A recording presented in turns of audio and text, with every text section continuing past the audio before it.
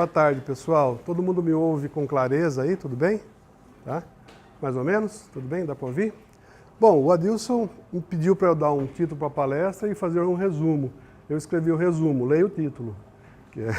Eu vou apresentar alguns paradoxos, vou fazer algumas mágicas e também vou adivinhar o nome da avó de vocês, certo? Apesar de não conhecê-los, mas eu tive acesso aos arquivos que o Robinson me deu lá, eu fui lá uma por uma e decorei o nome da avó de uma por uma de vocês, né? Então eu sei o nome de todas as avós, ok?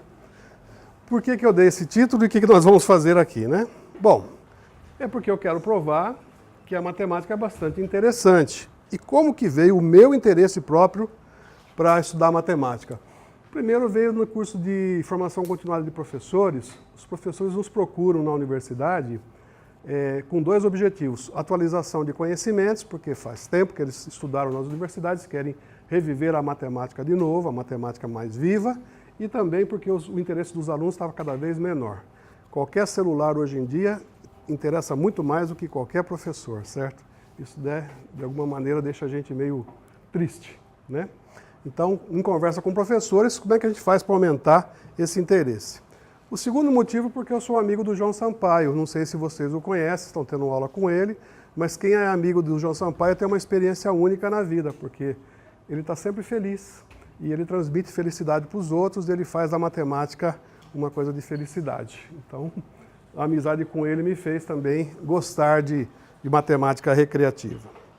Outra coisa é que eu gosto muito de participar de eventos ligados com a Sociedade Brasileira de Matemática, do qual eu sou sócio, e a SBM promove eventos assim no Brasil todo, e por isso tem um evento chamado Bienal, que é especialmente para graduação em matemática. Isso aí eu gosto muito de participar, e sempre tem alguma ideia que de 2 em 2 anos eu vou elaborando e apresento depois, né? Nas bienais. Já falei de tudo em bienal, inteligência artificial, já fiz mágica, já fiz filosofia, já estudamos um pouco de lógica. Cada bienal eu procuro fazer isso, tá? Um outro motivo de eu estudar essas coisas é que livros didáticos, em geral, têm uma matemática muito standard. Os alunos não chamam assim, chamam de chata mesmo. Eu chamo de, não, standard, certo? Durante muitos anos também ajudei a avaliar livros do Programa Nacional do Livro Didático para o MEC em Brasília. Esse programa é um programa que aprova livros que são distribuídos gratuitamente para as escolas. O MEC brasileiro é o maior comprador de livros do mundo. Quando uma coleção de um autor é escolhida pelo MEC, ele fica bilionário da noite para o dia, porque compra-se 1 milhão de livros, certo? É uma coisa absurda. Então os livros têm que ter um selo de qualidade, então tem uma equipe que avalia esses livros. Essa equipe tive a felicidade de algumas vezes participar e notei que os livros em geral mesmo têm pouco interesse em motivar os alunos para gostar de matemática. São compêndios, são apostilas com algumas figuras, vamos dizer assim, tá? Então, desse jeito, talvez ninguém gostasse mesmo de matemática. Uma história que acontece muito em livro é contextualização, ou seja, trazer a matemática para o cotidiano, para uma situação que o aluno vive. Mas a matemática nem sempre vive assim. A matemática tem a sua própria contextualização. Ela, por si só, é uma ciência independente, vamos dizer, de vínculos com a realidade. E quando você tenta fazer isso, às vezes fica forçado demais. Então, por exemplo, dizer um problema assim, uma baiana vende acarajé segundo a equação y igual a menos x² mais 2x mais 1, qual é o lucro máximo da baiana? Há de convir que isso não tem nada a ver com acarajés e com baianas, quer dizer, o sujeito está usando uma situação muito esdrúxula, tá certo? Então, conceitualizações forçadas não motivam matemática. Inteligência artificial é uma coisa que motiva bastante. Qualquer garoto, qualquer pessoa tem uma ansiedade de saber como vai ser o futuro. Quando eu era menino, eu nasci nos anos 50, do século passado. Então eu achava que quando chegasse no ano 2000, ia ser tipo aquele desenho dos Jetsons, ia ter aeronaves voando, você falaria com uma pessoa pelo reloginho, isso já está acontecendo, né? Você consegue falar, né? Essas coisas todas de encantamento com o futuro, elas produzem interesse e aí você pode ter ganchos para estudar uma boa matemática, tá? O que mais? Aqui são coisas que eu vou fazer, coisas que nós fomos encontrando pelo mundo aí e que vão mostrar para vocês que a intuição é uma boa ferramenta matemática, mas você nunca deve confiar nela. Por isso, do começo ao fim, quando vocês entraram agora, tudo que vocês aprenderam das disciplinas tem que ser demonstrado até as últimas consequências. Você tem que ter uma prova daquilo, né? Nada, você tem que duvidar de tudo, tem que ser cartesiano em tudo. Tudo é motivo de dúvida. Então você tem que ter o raciocínio bastante claro para deixar essas dúvidas limpas. Se você não fizer isso, confiar na sua própria intuição, ora, você vai errar. Dizer que 0 mais 0 é 0, você fala, é óbvio que é. Não é óbvio, não. Vamos provar que 0 mais 0 é 0, que menos 1 vezes menos 1 dá mais 1. Vamos provar isso, né? As coisas têm que ser provadas, tá? E gosto de materiais didáticos diferenciados. Eu trouxe muito pouco porque a palestra hoje não é muito longa, então eu só vou dar umas ideias aqui, tá?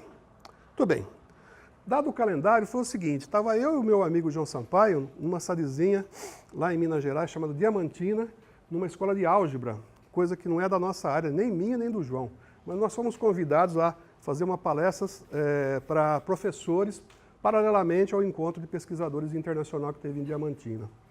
E fomos lá. Eu me lembro o nome da minha palestra, é o seguinte, por que os alunos odeiam álgebra? Numa escola de álgebra. Aí o pessoal queria assistir porque eles também, os próprios algebristas falaram, eu vou assistir a palestra do professor para ver por que eu não gosto desse negócio aí, que eles mesmos estudam. Aí, bom, estamos lá em Diamantina, a gente está passeando, tem uma lojinha que vendia materiaizinhos didáticos, bloquinhos lógicos, sabe aqueles brinquedinhos de madeira, trenzinhos, né? E achamos um calendário que tinha 2 dados, e se você mudasse a posição dos dados, virasse as faces, você marcaria todos os dias do mês, do dia 01 até o dia 31. Então achamos interessante e tentei ver se era de fato verdadeiro isso, né? Formar o número 10, o 1 com o 0, aí virava, formava o 20, formava o 21. E depois de um bom papo com o João Sampaio, nós concluímos que aquilo era impossível, que era impossível fazer 2 dados conter todos os 31 dias do mês. Provamos que era impossível, fizemos um teorema, e só que estava na nossa frente uma coisa que fazia aquilo. Como pode ser impossível matematicamente? Pode entrar, gente, pode entrar. Como pode uma coisa ser impossível matematicamente e está ali na nossa frente? A brincadeira era que você tinha que colocar os números nas faces para fazer todos os dias. Então vimos que tinha que colocar num dado o número 1 e no outro também, para formar o número 11, certo? O número 2 também tinha que ser repetido, 22. Depois tinha que formar o 01 até o 02, tinha que formar todos os números possíveis. E se você fizer isso, você vai ver que não dá certo. Só que dava certo. Nós ficamos uma boa meia hora tentando descobrir que desgraça estava acontecendo ali. E descobrimos uma coisa muito simples que a gente, como 2 matemáticos assim tapados, não percebemos. Que o número 9 é o número 6 de ponta cabeça. É por isso que dava certo. Então, quando você precisava do 9, você virava o 6 de ponta cabeça e dava certo. Então, o nosso teorema estava certo, mas a nossa visão muito numérica não percebeu esse truque que, quer dizer, o sujeito que criou o dado, ele foi mais inteligente que a gente, entendeu? Então, esse tipo de coisa, eu gosto muito de descobrir aí pela vida, aí, tá?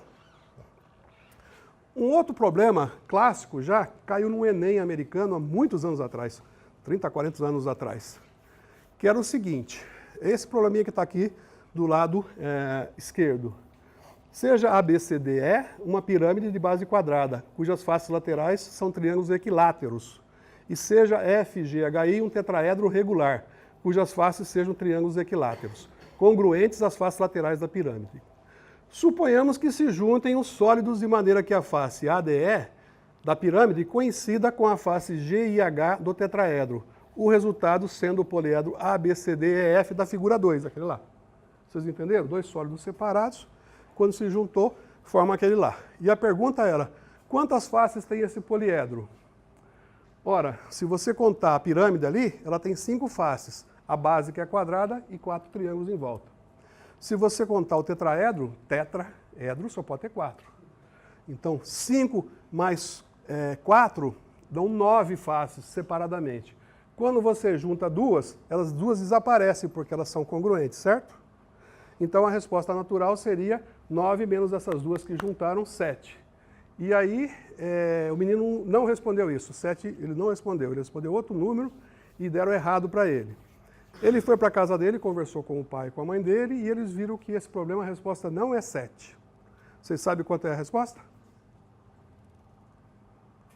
Intuitivamente parece ser 7, né? 5 mais 4, 9, menos 2, 7. Não é 7. Quanto é? 5. E aí tiveram que cancelar essa questão, nem o gabarito estava correto. Quer dizer, os próprios elaboradores das provas também erraram ao fazer essa questão. E depois disso aí eu aprendi que fazer questão de matemática é uma coisa que você tem que ter muito cuidado. Eu trabalho com a OBMEP, essa Olimpíada de Matemática das Escolas Públicas. Toda vez que a gente coloca uma questão, a gente refaz aquilo mais de 1000 vezes para ver se não tem nenhuma casca de banana. Por que é 5? Aqui está a pirâmide, aqui o tetraedro. Quando você encosta, milagrosamente, devido aos ângulos, essa face aqui vira uma face plana, que vira um losango. E aparece um outro losango do outro lado também. Então, os dois triângulos juntos têm que ser contados como um só, como um losango. Então, de fato, dá 5. Tá? Então, vou passar para vocês darem uma olhada aí. Ou seja, não confie na sua intuição. Você pode errar, né? Coisa que aconteceu aqui. Parece que era 7 e, na verdade, é 5. Tá? Mágica e lógica. Eu vou fazer algumas mágicas envolvendo um pouquinho só de lógica, porque as outras mágicas que eu tenho feito aqui, eu faço tanto que o pessoal já sabe dos truques todos, então eu vou deixar um pouco mais, deixar elas guardadas um tempinho mais aí, tá? Ok? A primeira delas são curiosidades, tá? Que é uma coisa envolvendo dedução. Existe um prêmio dentro de uma das caixas. Somente um rótulo é correto. Onde estará o prêmio? Então, só um dos rótulos é o correto. No primeiro está escrito, está aqui. No segundo, não está aqui. E o terceiro, não está na caixa 1. Pergunto a vocês, aonde está o raio do prêmio? Bom, primeiro você começa a chutar, né? Esse não é um bom método. O bom método é fazer assim. Uma afirmação aqui só pode ser verdadeira ou falsa, certo? Vamos começar com a primeira. Se ela for verdadeira, o prêmio estaria dentro dela, certo? Só que a segunda caixa diz que não está lá. Então ela também seria verdadeira. Teriam duas verdadeiras. Significa que a primeira frase não pode ser verdadeira. Então ela é falsa. Certo? Ok? Continuando. Essa pode ser verdadeira ou falsa. Se ela for verdadeira, de fato o prêmio não está ali. Tá? Pode estar nas outras duas lá, né? Bom, se não está aqui e também não está na primeira caixa, como é que eu analiso isso? Espera aí. Se ela pode ser verdadeira, não está aqui. Isso é verdade. Então pode estar na primeira ou na última. Mas na primeira não está. Certo? Então poderia estar na última, mas se estivesse na última, o que a última está falando também seria verdadeiro, porque não estaria na caixa 1. Então a segunda frase também não é verdadeira, certo? A última pode ser verdadeira ou falsa. Se ela for verdadeira, aí não está na caixa 1 o prêmio. E como ela é verdadeira, não está nela também. Então a única possibilidade está na caixa do meio. Então ela é verdadeira e o prêmio está na caixa do meio. É isso que você conclui. Esse tipo de engenhosidade de você ficar analisando situações, eu acho bastante encantador. A gente esquece que essa matemática recreativa é bem legal. Né? Certo? Ok? Vamos ver um outro probleminha. É só você analisar todas as possibilidades. Tá? Quantas possibilidades tem? 2 para a primeira, vezes 2, vezes 2. Tem 8 possibilidades, tá certo? Das 8 possibilidades, só tem uma que dá certo, que é essa que está aí, ó. A primeira ser falsa, a segunda ser falsa e a última ser verdadeira. Só que eu comecei a análise, não comecei analisando as 8 ao mesmo tempo, analisando a primeira e aí vi que ela não poderia ser verdadeira. Então ela é falsa, a primeira. Por que ela não podia? Porque é o seguinte, se ela fosse verdadeira, o prêmio estaria dentro dela. Mas a segunda caixa está dizendo que o prêmio não está ali. Então a segunda também seria verdadeira. Não, se a primeira frase fosse verdadeira, o prêmio estaria dentro dela, da primeira caixa. A caixa não faz referência a ela própria, ela faz referência... Faz referência... ela estaria fazendo referência à anterior. Isso, não está aqui significa que pode estar na 1, na 3, mas não naquela lá. Mas como está na 1 o prêmio, você concluiria que ela também seria verdadeira. Entendeu? Então você teria duas frases verdadeiras, mas o enunciado diz que somente um rótulo é correto. Tá? Não pode ter duas verdades ao mesmo tempo. Entendeu? Tá? Certo. Beleza? Tá? Vamos ver. Vamos ver essa aqui. Nessa sentença, o número de ocorrências de 0 é Responda para mim, você que está me ajudando aqui. Quantos zeros tem na frase? Quantos zeros tem nessa frase? Você está lendo, quantos zeros você enxerga? Cara, essa sequência do número de expoentes de 0 é 1. 1. E 1 é quanto? 2. 2 é 2. Como? 2. São 2, 2. Não, porque se você escrever 2, são 3. Se você escrever 3, está errado. Se você escrever 2, seriam 3 2 na frase que deveria ter 2 2, certo? Você está no impasse. Cara, não, sempre tem um cara que trapaceia. Isso aí existe. Pode. Só que sem trapaça, isso tem solução. Sem trapaça nenhuma, não tem que escrever raiz, nem escrever em romano. Esquece disso, certo? Sem trapaça nenhuma, tem solução. Vocês querem ver? Não? A solução é essa aqui. Nessa sentença, o número de ocorrências de 0 é 1. Todo mundo concorda. O número de 1 é 3. Porque o número de 2 é 1. Pode ver, tá certinho. Mas aí você vê só o produto final, então tudo bem? Como assim, cara? Lê lá, tá tudo certo o que está escrito. O número de zeros é 1? É. O número de 1 é 3? É. O número de 2 é 1? É. O problema é que a gente pensa linearmente e, às vezes, para resolver o problema, você tem que dar um salto e voltar para trás. Tem que ser um pensamento não linear. Preencha primeiro a última casa para depois preencher a casa do meio. E aí faz sentido. Certo? Aí você me desafiou, vamos ver essa aqui. Quantos 1 tem essa pergunta juntamente com a sua resposta? Quantos tem? Quantos 1 tem essa pergunta juntamente com a sua resposta? Se você responder 1, está errado porque ficariam 2, da pergunta e da resposta. Se você... Fala, Guilherme.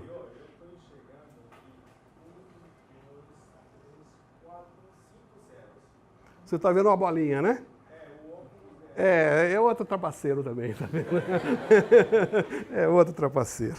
Ai. Aí a resposta, eu vou pegar a sua dica, tá? A resposta é assim, ó. 1. Certo? Aí ninguém pode dizer que eu errei, tá? Certo? Mas trapaceei, né? Tá? Mas, o relógio está na mão de quem está mentindo. A gente vai fazer essa mágica aqui. Espero que... Vocês conhecem essa mágica ou não? Eu preciso de 2 pessoas bem rapidinho. Vocês 2 podem me ajudar? Rapidex.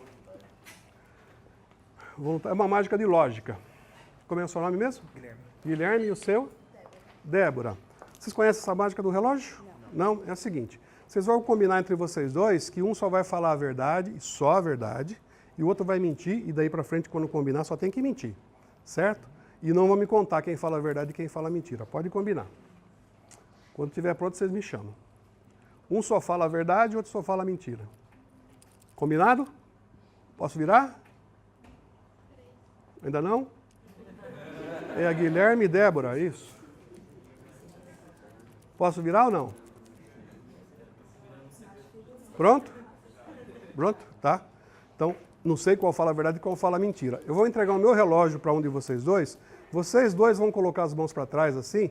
Um de vocês vai esconder o relógio e o outro não vai esconder, certo? Tá? Eu não vou ver quem vai colocar o relógio para trás. Só vou entregar para você, mas se você quiser dar para ela ou ficar com ele, fique à vontade. Mas os 2 coloquem as mãos para trás, tá? Combinem aí. Combinado? Coloca a mão para trás. Beleza. Quem mente tem um brilhozinho no olhar, você descobre fácil. Quer ver, cara? É só olhar, ó. Não sei não. Vou fazer uma pergunta para você, Guilherme. E só uma pergunta eu vou adivinhar com quem está o relógio. E a pergunta não é que horas são para você olhar. A pergunta é assim, Guilherme, se você fala a verdade, você tem que falar a verdade mesmo. Se você mente, pensa na resposta certa e minta para mim. Então não responda apressadamente. Pense um pouquinho e depois responda, tá? Guilherme, o relógio está na mão de quem está mentindo? Não. Então o relógio está com você, cara, tenho certeza, tá? Deixa eu ver. Deixa eu ver. O que aconteceu aqui? Você me trapaceou, cara. Trapaceou. Você falava a verdade ou mentira? Eu falava a verdade. Falava a verdade. Qual a pergunta que eu fiz para você? Você está com o relógio. Não foi isso que eu falei. O relógio está na mão de quem está mentindo? Ela mente. O relógio estava na mão dela? Qual a resposta que você deveria dar para mim? Sim. Você falou não, cara, por isso que eu errei. Bom, combina de novo e muda de relógio aí, faça. Vamos ver se eu acerto essa. Não tem espelhinho lá no fundo não, viu, gente? Vamos lá, posso virar?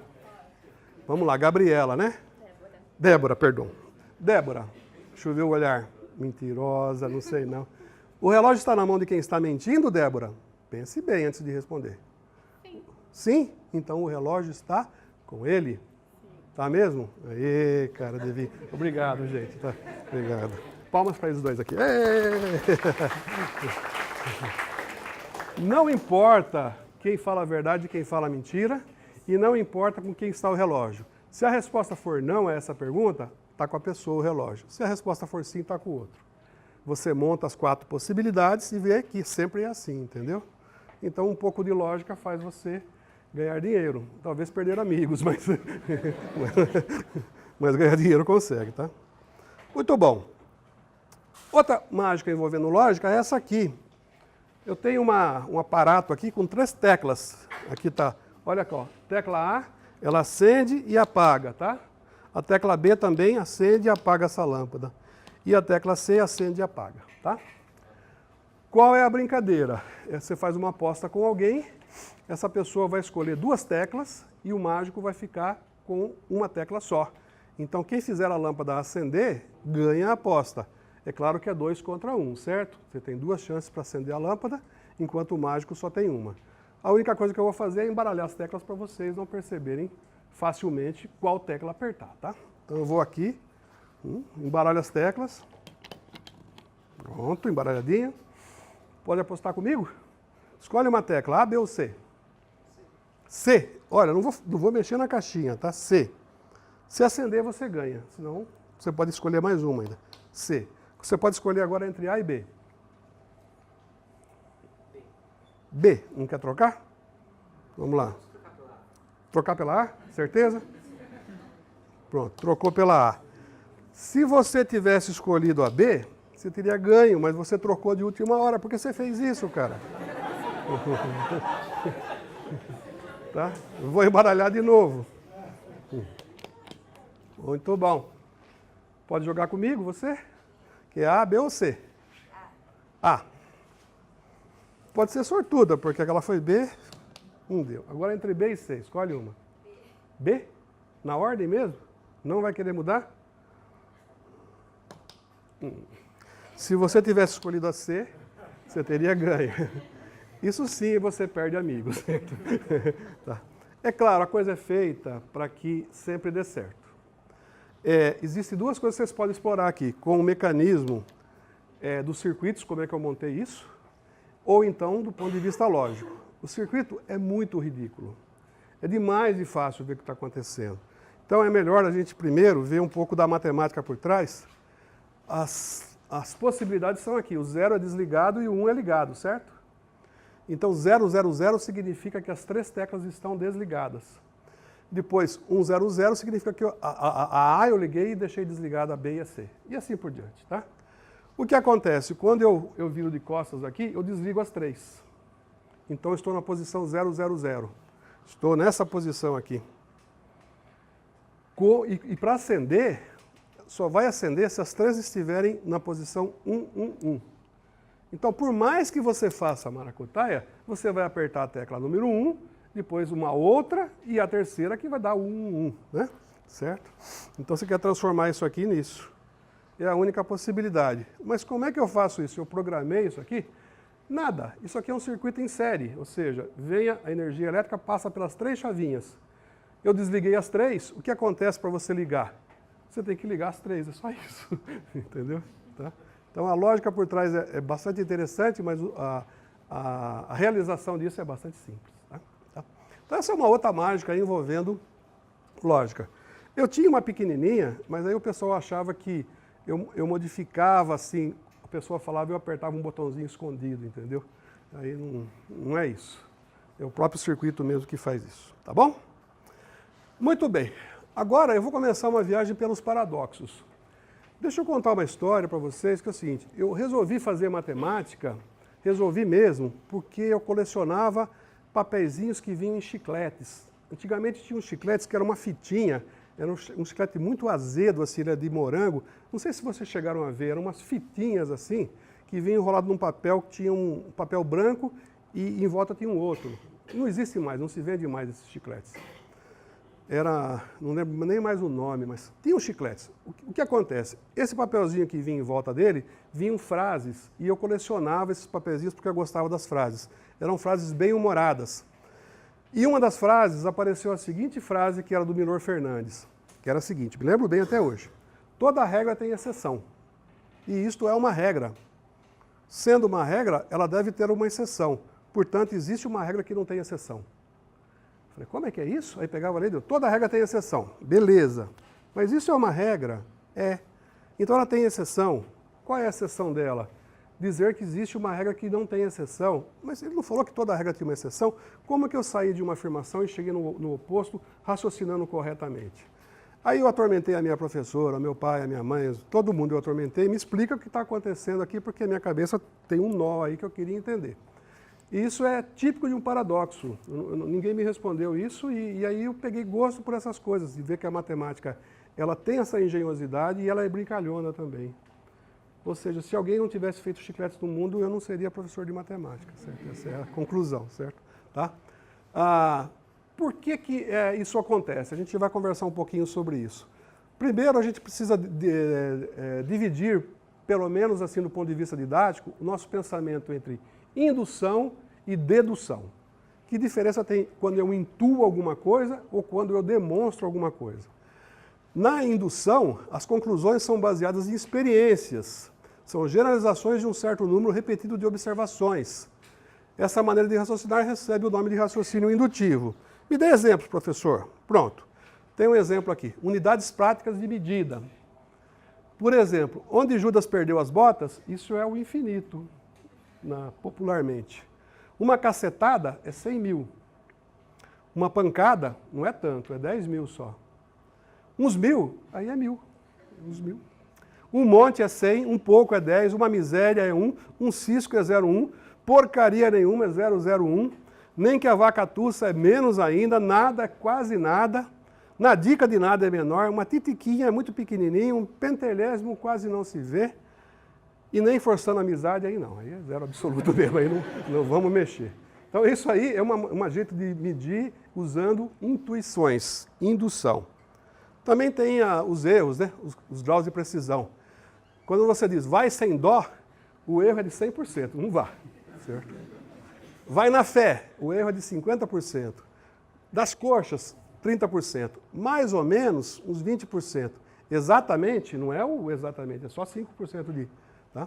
Perfeitamente, 4%. Na bucha, 3%. Na lata, 2%. Na mosca, 1%. E no olhinho quase acertou, mas é... Tá? Então, é assim que você raciocina indutivamente. Já a dedução, cara, aí não. A dedução você precisa de hipótese, precisa de conclusão e precisa ter uma maneira bastante clara de passar das hipóteses à conclusão, que a gente chama regras de inferência. Em geral, a gente usa sempre o modus ponens, que significa se vale A e A implica B, então deve valer B. Certo? Então, tudo tem que ficar claro. Vou dar exemplos de raciocínios que são dedutivos. Esse aqui. Todo homem é mortal, Trump é um homem. Portanto, Trump é mortal. Concordam? Vamos analisar friamente agora as frases. Todo homem é mortal? Concordam? Trump é um homem?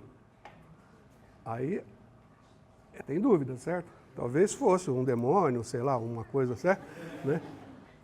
Mas a conclusão é que se ele for um homem, com certeza ele é mortal, certo? Além disso, isso aqui não carrega nenhuma expectativa semântica, não é que eu desejo a morte dele, não, é simplesmente porque ele é um homem, um dia ele vai morrer, certo? Então é uma análise crua e fria matemática, certo? Tá? Vocês entenderam, né? Muito bom. Outra, a propaganda é a alma do negócio e sexo é a alma da propaganda. Conclusão, sexo é a alma do negócio, certo? Por transitividade. Tá? Isso é pura dedução. Agora a gente não tem na nossa cabeça, misturam as duas coisas. Aqui tem uma foto de jornal antiga, em que quando a pessoa está fazendo raciocínios exatos, as áreas iluminadas são as azuisinhas da esquerda. É pouco, quer dizer, pessoas que batem essa parte aqui da cabeça perdem a capacidade de fazer contas exatas, fazer multiplicações. Ao passo que pessoas que fazem aproximações, assim, fazem intuições, a parte do cérebro que aciona é outra, a parte de trás muito maior, tem muito mais conexões. Então o nosso cérebro é feito dessas duas coisas. Tem hora que você é muito dedutivo, tem hora que você é muito intuitivo, usa indução. Tá? Aqui, uma coisa que vai misturar as duas coisas juntas. Tudo que é raro é caro. Se tem pouco, custa muito. Um carro bom e barato é raro. Conclusão, um carro bom e barato é caro. Dedutivamente está correto. Só que eu não fico sabendo se ele é barato ou caro. Certo? Mais outra? Aí que é meu fusquinha antigo. Uma que a gente erra bastante é essa aqui. Você tem uma formiguinha de um lado, num vértice de um cubo, e do lado oposto, lado diametralmente oposto, tem um grão de açúcar. Qual é o caminho que a formiga deve fazer para pegar o grão de açúcar? Bom, se fosse uma mosca, seria voar em linha reta, mas formiga sem asa, certo? Qual seria o caminho mais curto? Você tem alguma ideia? Como é que a formiguinha sai daquele canto e chega lá, pelo caminho mais curto que ela deveria fazer? Tem alguma? Diagonal pelo chão e subir. Diagonal pelo chão e subir, né? Então, isso aí, a intuição te diz isso, né? Infelizmente, como você não conhecia isso, a resposta está errada. Por quê? Quando você desmonta essa caixa, a formiguinha passa a ser ali na linha vermelha e o grão de açúcar passa a ser no oposto lá. Então o caminho mais curto não é diagonal da base e aresta. O caminho mais curto é meio daquela aresta e vai assim, ele vai enviesado. Tem uma questão da UBMEP de 2 anos atrás sobre desmontar caixas, coisa e tal, que é uma preciosidade. Eu devia ter tido tempo de trazer aqui a questão, mas vale a pena olhar que você intui e conclui depois que a sua intuição está errada.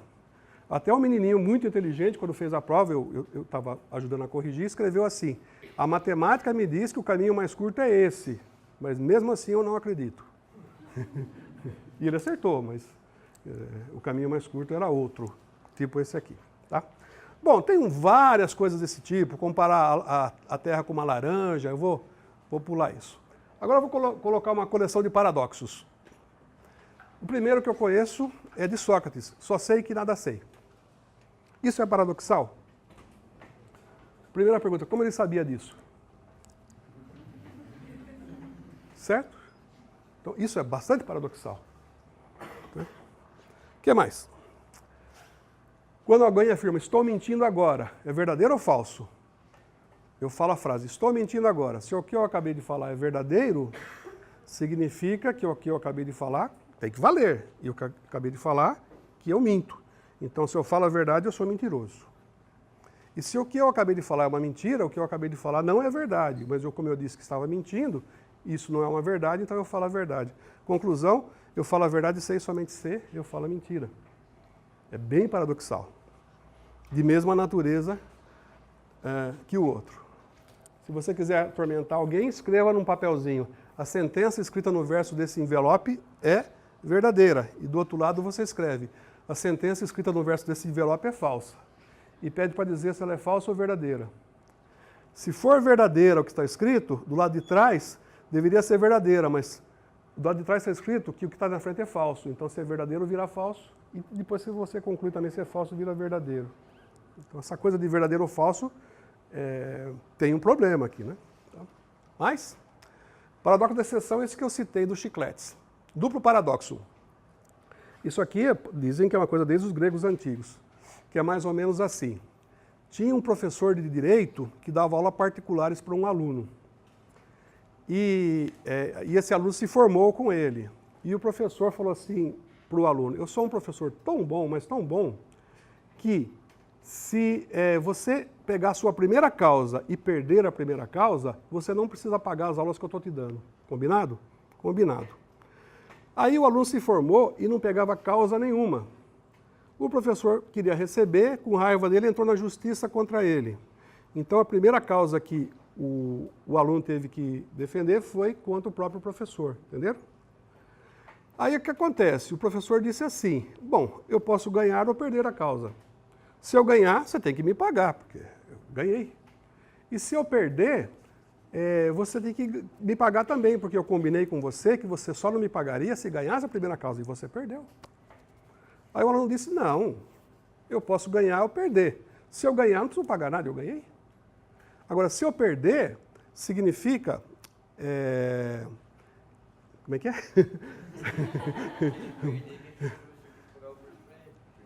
Isso, se ele perder, o professor tinha combinado com ele antes que não precisaria pagar se perdesse a primeira causa. Então, eu não pago nada. Aí eu já coloquei isso para advogados. Você sabe qual é a resposta? Porque é simétrico o raciocínio, não dá para decidir. Quem entrou na justiça, o professor tem um ônus, tem que provar. Então, quem perderia seria o professor. Por quê? Não se sabe. Entendeu? Mas, logicamente, não é. Tá? Outro, adjetivos em português são coisas bastante usadas, né? Assim, a grama é verde, hoje está um dia lindo, você sempre usa adjetivos. Mas tem uma classe de adjetivos chamado autodescritivos. São adjetivos que a própria palavra satisfaz a qualidade. Por exemplo, polissílaba. Polissílaba, ela mesma é uma palavra, polissílaba, que é a polissílaba, estão entendendo? Tá? Proparoxítona é uma palavra que ela mesma é proparoxítona. Então, quando um adjetivo é autodescritivo, ele recebe esse nome, autodescritivo. Existem adjetivos que não são autodescritíveis, certo? Então, não ser autodescritivo é um adjetivo. Aí eu pergunto a vocês, não autodescritivo é autodescritivo ou não é autodescritivo? Porque se o não autodescritivo for descritivo, ele tem que falar o que ele mesmo quer dizer, que significa que ele não é autodescritivo. E se não autodescritivo não for autodescritivo, ele não pode ser autodescritivo, então ele é autodescritivo. Entenderam? É uma coisa de dupla mão aí. Paradoxo do barbeiro, esse é o famoso, desde 1917. Ele é equivalente a um paradoxo de lógica chamado paradoxo de Russell.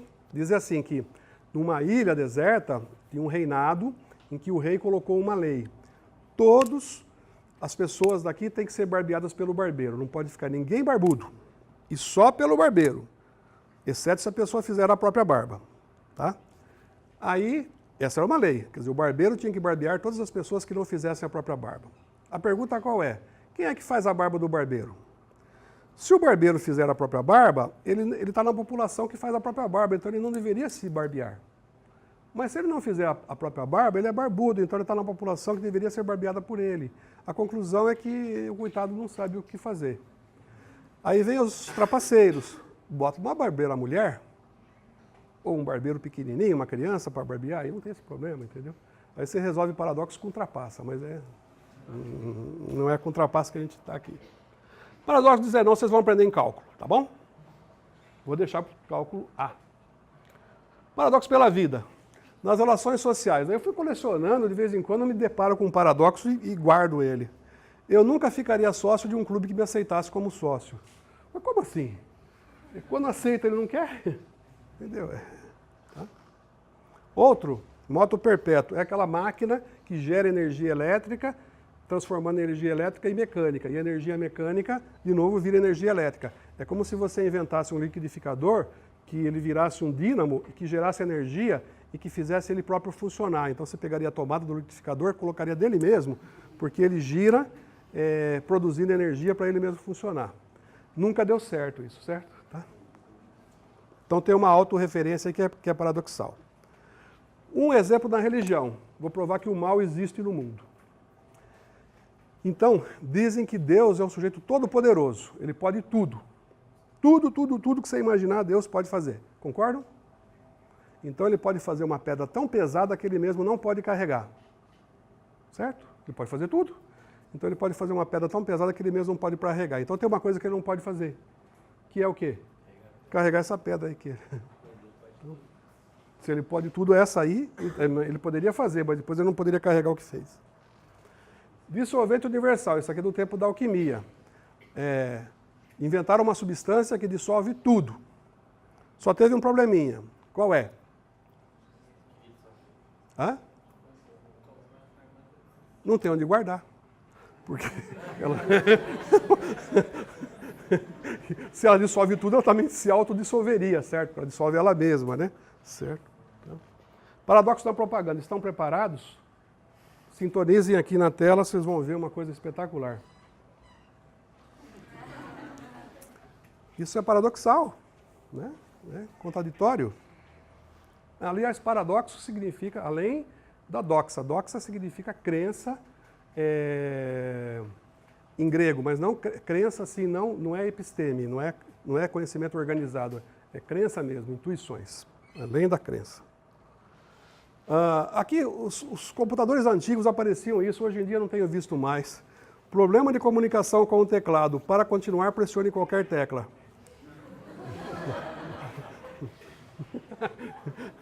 Aí depois tinha um Windows antigos, para desligar, clique em iniciar. Raios, eu não quero iniciar, eu quero desligar. Para você desligar, tem que clicar em iniciar, lembra? Mais paradoxos? Esta frase contém 3 erros. Quais são eles? Claro, frase com Z não dá, né? Contém com N também não tem jeito, né? Qual é o terceiro? Ela não tem 3, ela só tem 2. Então esse é o erro é semântico, né? Certo?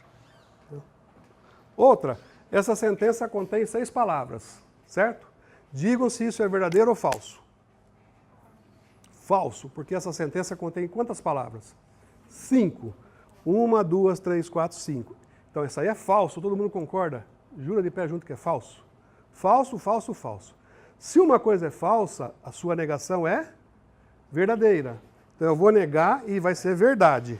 Eu vou negar, essa sentença não contém 6 palavras e vocês juraram que isso é verdade. Mas eu conto ali, eu vejo 6. 1, 2, 3, 4, 5, 6, certo? Então, tá? Ela contém 6 palavras. Mais outros? 100% dos entrevistados disseram que as pesquisas são inúteis. Quer pesquisa mais inútil do que essa? Paradoxo da política. Eu sempre menti e esse fato pode ser provado. Se você pensar nisso, é paradoxal. Porque se o cara mente ou fala a verdade. Se ele fala a verdade, você não consegue provar. Ou ele sempre mentiu, inclusive no que ele acabou de falar, porque é sempre, né? E se ele fala a verdade, também dá um paradoxo. Você não consegue provar que ele mente. Paradoxo do osso da sorte. Não sei se vocês já brincaram, mas de domingo, quando você come frango, o frango tem um ossinho. E toda vez que eu vou comer, eu fico brigando com a minha filha, a gente pega e quebra o ossinho. Quem ficar com o pedaço maior tem o desejo realizado, né? E quem ficar com o pedaço menor não tem o desejo realizado, certo? Aí o menino jogou com a avó dele e a avó ganhou. E sabe qual foi o desejo da avó?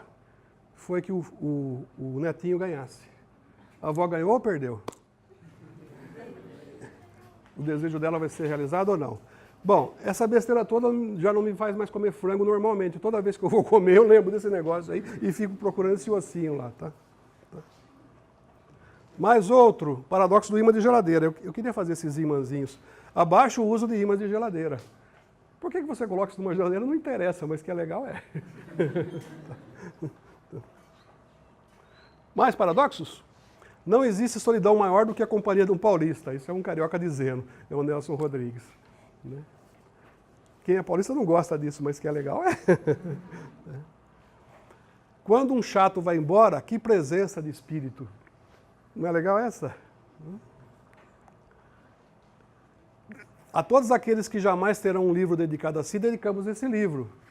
Ora, se você dedicou isto, não ficou ninguém sem ter livros dedicados a si. Então essa dedicatória é o conjunto vazio. Você não dedicou a ninguém, porque você acabou de dedicar e não ficou ninguém que não tenha livros dedicados a si. Essa aqui é uma piadinha que o menino chegou para a diretora e falou assim: diretora, é justo eu ser punido por uma coisa que eu não fiz? Falou, não, eu não fiz a lição de casa.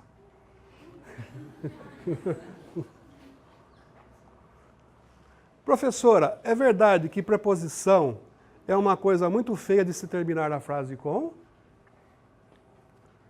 É horrível a construção, mas essa é uma dupla ofensa à professora, porque além de perguntar uma coisa que é feia, ele usou o próprio erro.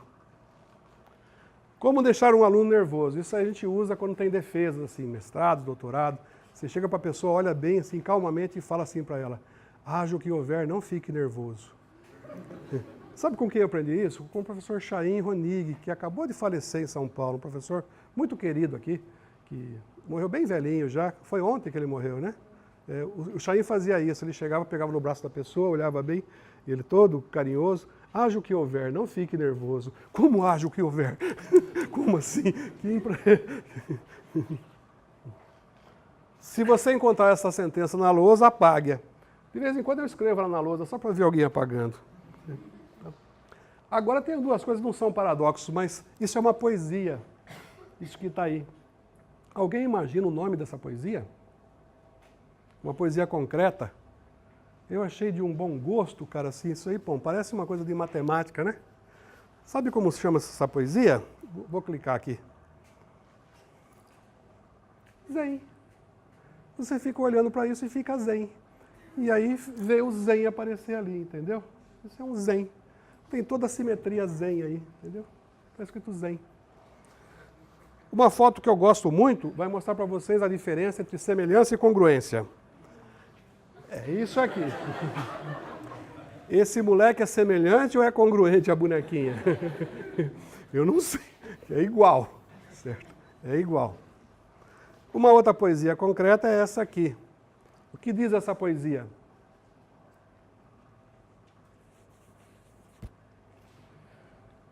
O que diz, gente? É uma coisa incrível, né? Está na cara e a gente não lê, né? Alguém sabe o que ela diz? Caracol? Não é caracol, não, cara. Vocês não estão lendo. Comece a ler da primeira linha e continua lendo. Começa a ler.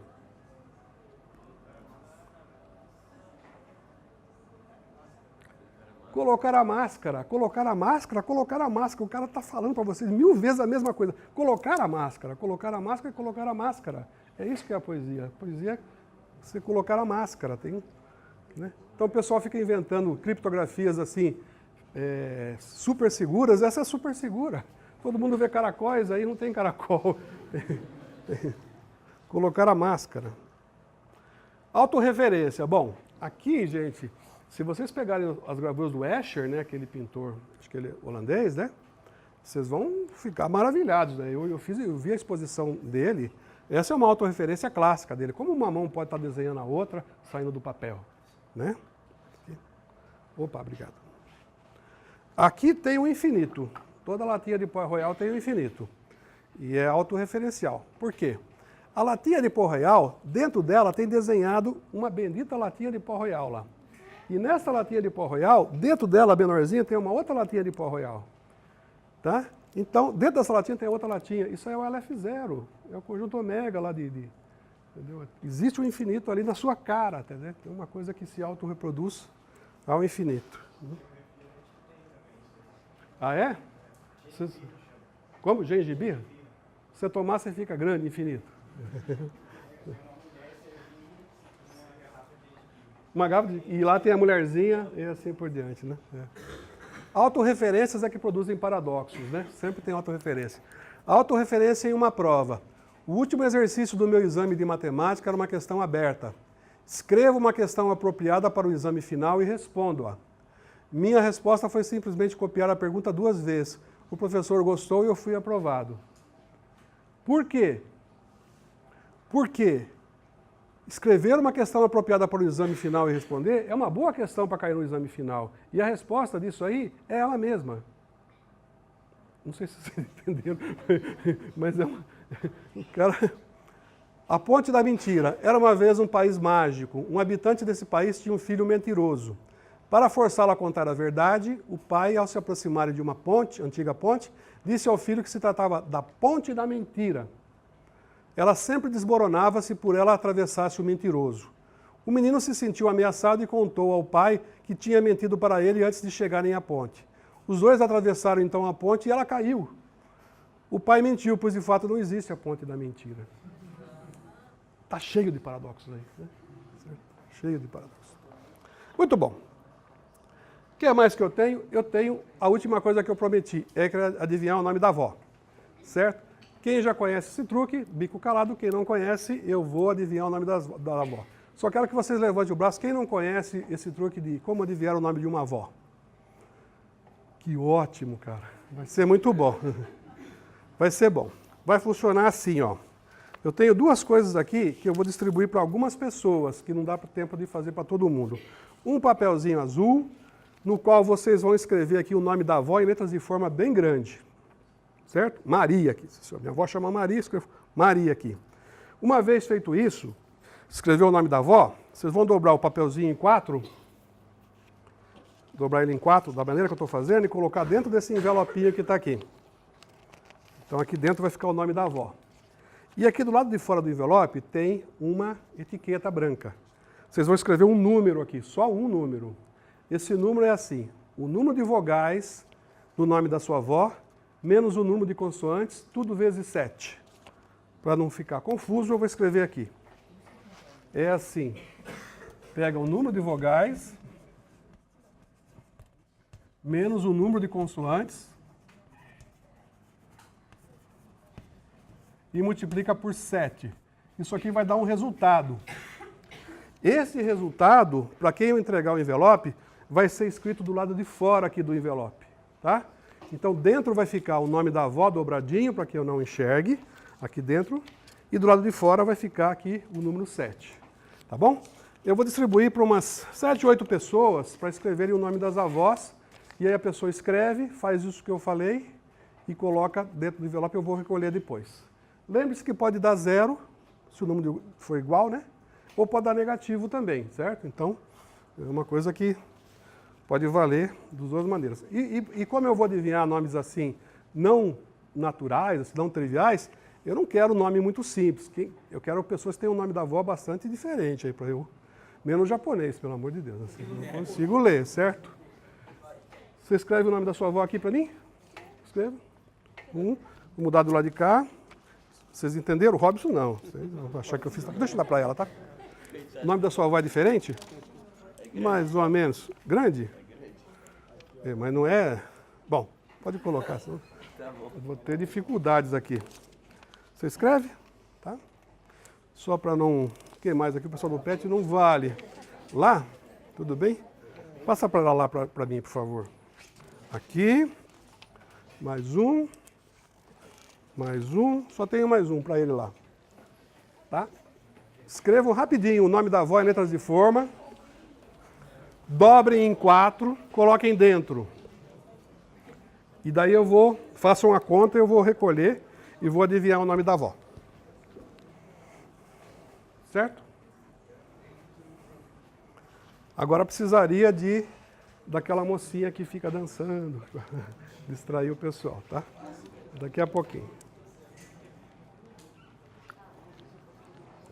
Quando vocês terminarem de escrever, levante o braço, por favor, que assim eu vou até aí e já recolho para a gente acelerar o processo.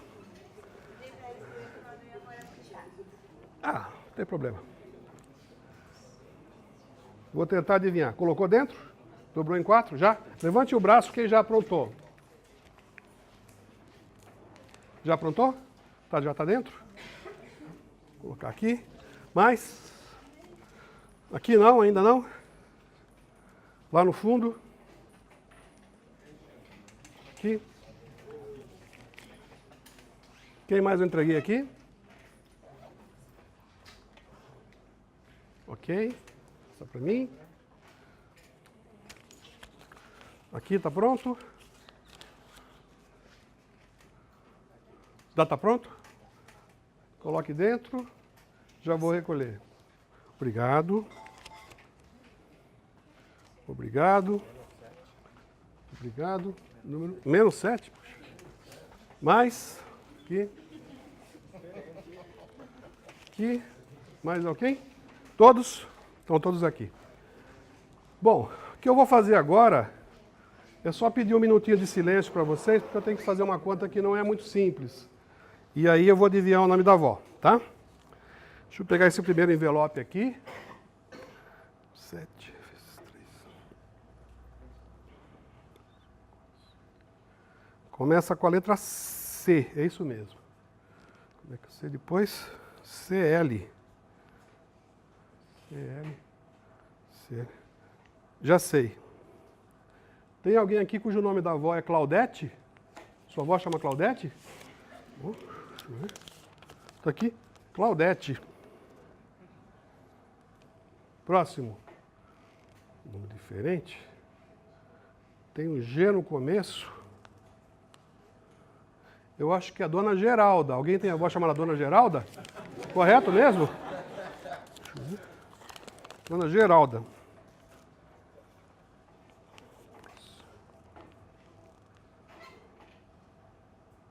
Esse é mais difícil, é comprido. Com a letra J no começo.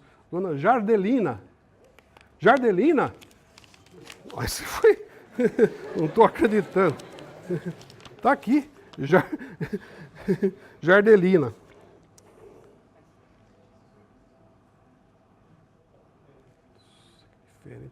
Dona Auricélia. Auricélia? Está aqui, Auricélia.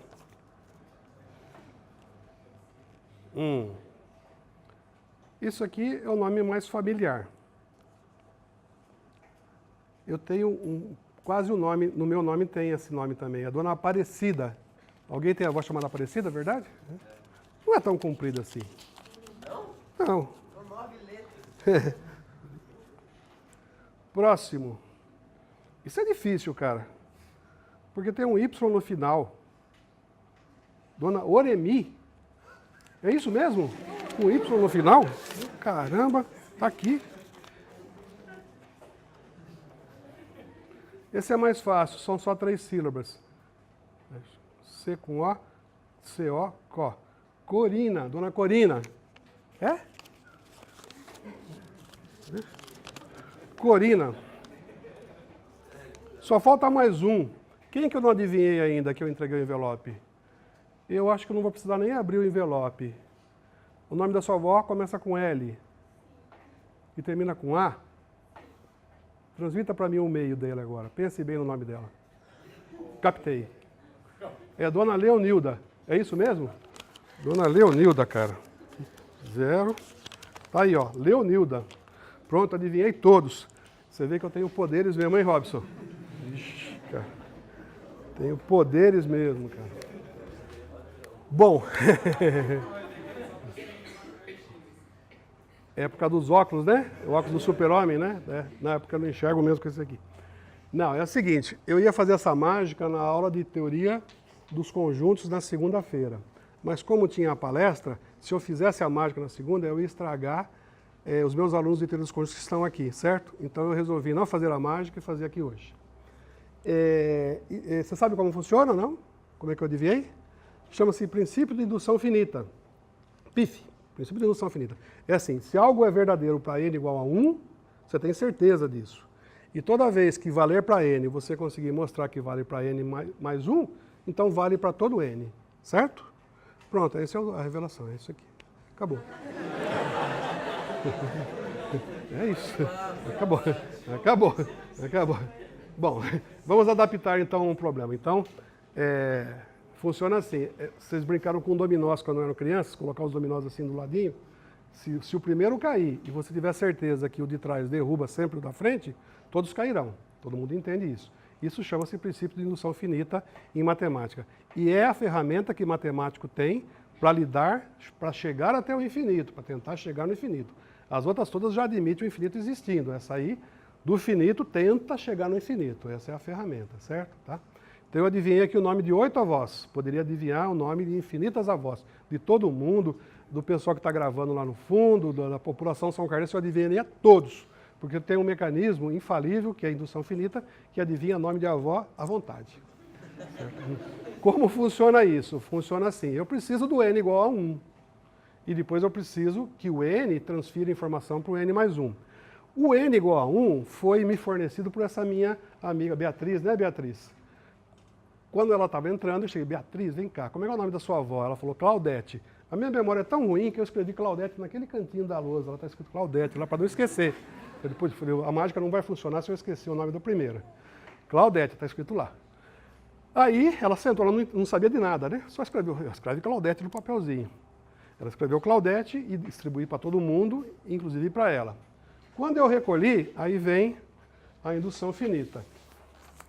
Quando eu recolhi, eu peguei de todo mundo, mas eu tive o cuidado de colocar a da Beatriz aqui, o último. Tá?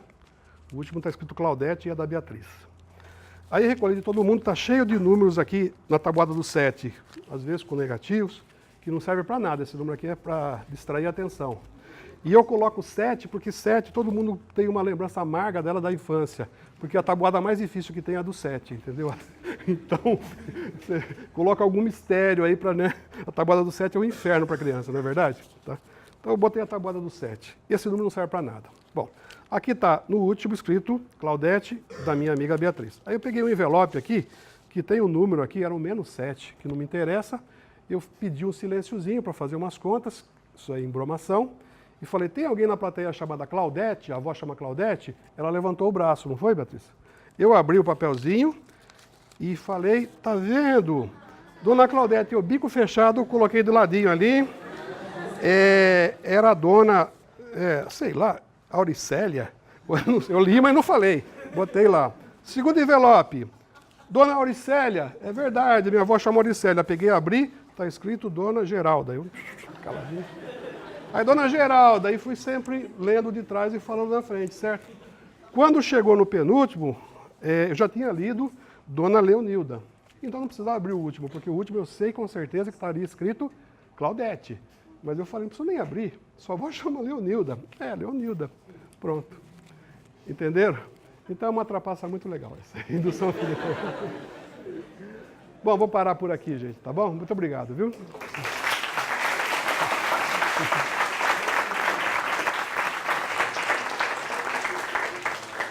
Querem mais uma mágica? O pessoal não precisa gravar mais não, mas uma mágica que eu sempre faço, e a última é uma mágica sem palavras, é rapidinho, 1 minuto só.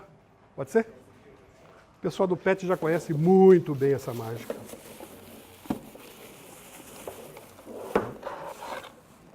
Essa é mágica mesmo. É sobre permutações.